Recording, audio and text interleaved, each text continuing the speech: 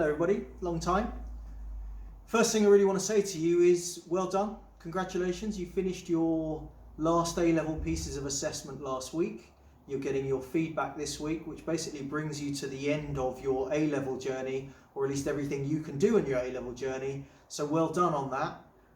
And that really is quite an achievement, not just the end of the 2-year journey, but actually I think under these particular circumstances, I know a lot of your friends will have just stopped 7 weeks ago when we went into lockdown. You guys have carried on. You really are to be congratulated on that. It's no mean feat to have kept going, to have kept focus, to have got the revision done, and to get those final assessments done. So really well done. Do take a moment to reflect on the significance of that as an achievement. And I hope your feedback is positive this week. I hope they bring you what you want. I realise that in terms of waiting for the results, you've got that element of sort of uncertainty and frustration, that you'd like an insight into exactly what's happening. That's no different from anybody who's ever sat exams at this stage of the year. All I can say to you is horribly practical advice, but you've done everything you can do to influence things. So really now, you've just got to put it to the back of your mind and wait for results. We've all got our fingers crossed for you here, and as I've said all along, that process will be as positive as we can possibly make it. In the meantime, where do we go next? Well, you've got some messages coming up from Mr. Anderson and Mrs. Kane.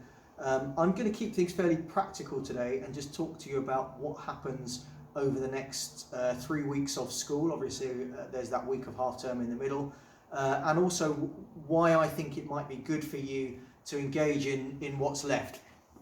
So a good starting point is why we've put these courses together and what we're hoping you guys are going to get out of it. I think the first thing to say is that during the lockdown, all of us would feel maybe underoccupied with our days. We kind of lost a lot of social time, we lost a lot of outings and so on. So the first thing is it's probably just healthy for you to have a little bit of structured time in your day where you are doing something constructive. Second thing is thinking ahead to the future. I was having a conversation with Mr. Anderson today about looking forward to things, and I think that's part of the human condition, that we have checkpoints in our lives that we look forward to. All of you will be thinking about the next point in your life after Reeds, and when you get there, when you get to that first day, whatever it looks like, we want you to boss it. We want you to walk in confident, ready to go, feeling like you're going to smash it. And we feel that doing these courses will help you feel like that and will help you be like that. So listen, the content isn't going to be so advanced that you're going to turn up, knowing everything that nobody else knows. The point is more that you'll keep your brain ticking over. You'll have a few ideas that are going to kind of lead you naturally into the course. And I mentioned earlier, you could have been doing nothing for 7 weeks. And I suspect, had you been doing nothing for 7 weeks, it's possible that you might turn up on that first day of university, that first seminar, thinking, please don't ask me anything because I haven't really had to think about anything clever for a long time. So we hope that what you'll get out of this is kind of feeling ready and feeling good to go with that side of things. So how the course is going to work. 3 weeks, 1 week general uni prep, 1 week subject specific uni prep, and 1 week which is about kind of more broadening your education, subjects that you didn't study at A-level. The format, and this is really important, I know some people are under the impression that we're going to be asking you to turn up to a load of timetabled lessons, full-time back in education. It's not about that at all. We've tried to walk the tightrope between dragging you in and making you all sit in a lesson, which we feel is probably not appropriate right now, but at the same time, we don't feel it's appropriate to just say, here's a load of resources that we've posted somewhere, or here's a load of links, go away and do what you want with them. We would like to have some interaction. We would like you to feel that we're taking an interest in what you're doing and that we haven't just said go away and do what you like with it. So for each of those 3 weeks, notionally, it's about an hour's worth a day, an hour and 10 a day. Obviously that's going to vary depending on your reading and your kind of digestion speed, if you like.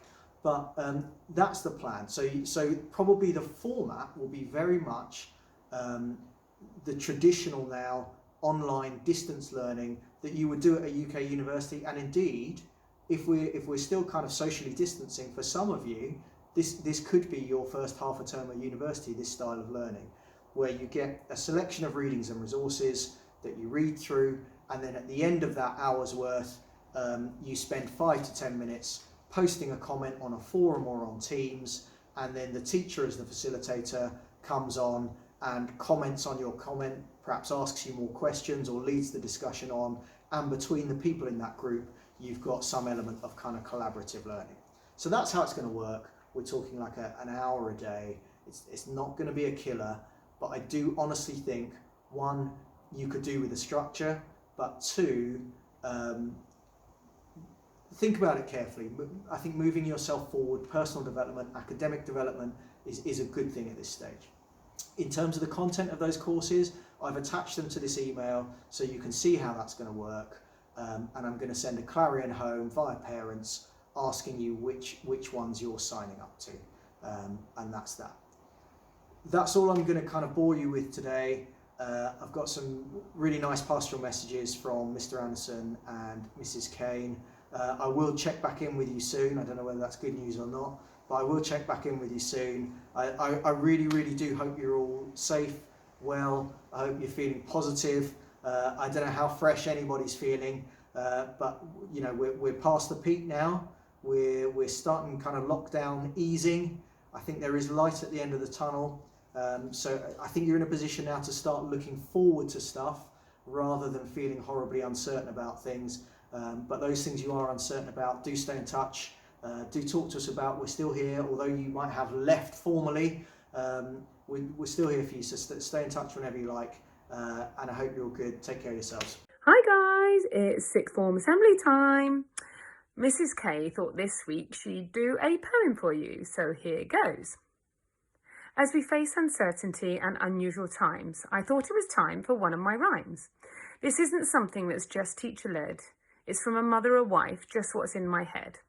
So as lockdown hit, I have to say, I didn't know what to expect when we'd be shut away. I made loads of plans, fun things to do. I'll bake and I'll cook clothes, maybe read a book or two. I'll be the children's best friend, we'll have fun every day. They won't miss school, it's great at home, they'll say. I'll teach them remotely, we'll learn history together. We'll be building memories that will last forever. We'll do our stint with Joe Wicks, exercise in the sun. We'll skip or we'll dance and we'll go for a run. We'll do Zoom calls with the family. I'll keep in touch every day. We'll learn about each other in a whole new way. We'll play board games together and laugh out loud. We'll be the Kane family, doing lockdown proud. What a load of crap. That's not how it is, trying to teach remotely and homeschool the kids. Any baking I've done has been burnt to a crisp, and as for reading a book or two, are you taking I'm eating for two and no doubt putting on pounds. Next time you'll see me, I'll be looking far more round. Joe gets on my nerves with his long floppy hair. The kids scream and shout if our shout-out's not there. We fight playing Uno. I'm too thick for the quiz. My history is shocking and I've lost touch with showbiz. The Zoom calls break up unless you upgrade for cash. You only get 40 minutes, then your Zoom time is slashed. Teaching remotely, doing lunch, the washing, no time to think. I keep looking at that clock. Is it time yet for a drink?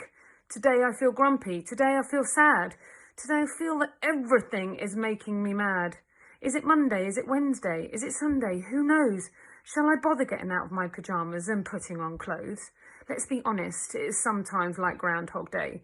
When is this going to end? We hear everyone say.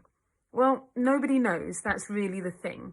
And that's what's taking its toll on some of us, doing us in. But let's reflect on what's happening and how things have changed, how the world today has been rearranged. More neighbours are talking, being kind for the better. A lot of us now taking time to write a short letter, reflecting on how we can help others out, especially those who aren't perhaps brave enough to shout. We speak to the old lady who lives at number 11.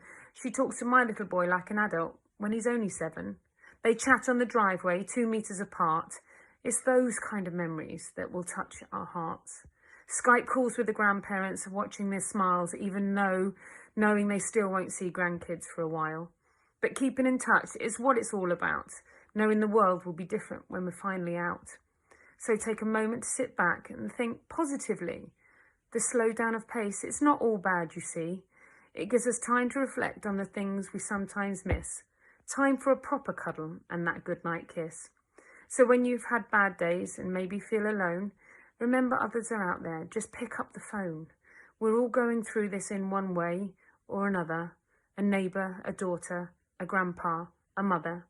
So as the time edges on, the end gets nearer.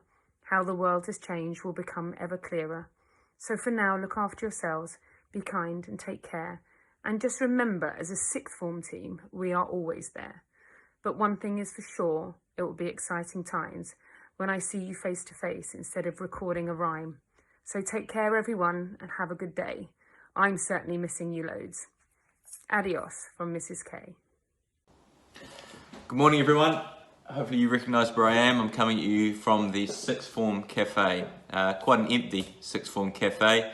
No Magda, no Frappuccinos, no pupils. And obviously that's quite saddening for me. And in times of great sadness, I always turn to my motivational quote book. Of course I've turned to it today. And this week being the first week post your assessments, I think I've got quite a topical quote to come to you with. Now this book is full of Obama, full of Kennedys, but the quote today comes from a different source. It comes from the great sage Joseph Lynch. I believe it was Lynchy who was once quoted as saying, "Sometimes you want nothing more than to just eat a tuna sandwich and watch Netflix, but you've just got to push through and finish your history coursework." Now, for the tuna sandwich, of course, and I'm sure it is, was a metaphor for life's frivolities, and the history coursework, of course, a metaphor for life's challenges. Then Lynchy is, of course, saying that even in the face of great temptation to take the easy path, we should always be hard on ourselves and take the challenges of life head on. And all of you did that last week. There would have been great temptation, I'm sure, just to sit back, eat tuna sandwiches and watch Tiger King. But in that moment, you guys chose to ignore those easy temptations and instead dedicate yourselves to your assessments and hopefully absolutely smash them. And in doing that for yourselves, guys, in the very, very least, you would have felt a sense of purpose and direction. And I'm sure in the very best, many of you will feel the triumph of high achievement that comes in spending yourself in a worthy cause. So, with assessments now behind you, you've certainly earned yourselves some time off. You've certainly earned a break. But there's still lots of uncertainty ahead of you as well. And I urge you, with kind of idle days ahead, to not just make yourselves or make your lives nothing but tuna sandwiches and Netflix, and keep trying to challenge yourself, set goals, and give yourself some direction to try and keep bettering yourselves rather than sitting idle. Because as they say, idle mind is the devil's playground. But that's not my actual final quote. I want to leave you with a quote that was often quoted by Bobby Kennedy. It's a story actually, not a quote. And I want you to take from it what you will. I'm not going to explain it too much, but maybe you find some wisdom in it that I often find as well. Here we go. The great French marshal, Louis Hubert Gonzalve, once asked his gardener to plant a tree. The gardener objected that the tree was slow going and would not reach maturity for 100 years. And the marshal replied, "Well, in that case, there's no time to lose. Plant it this afternoon."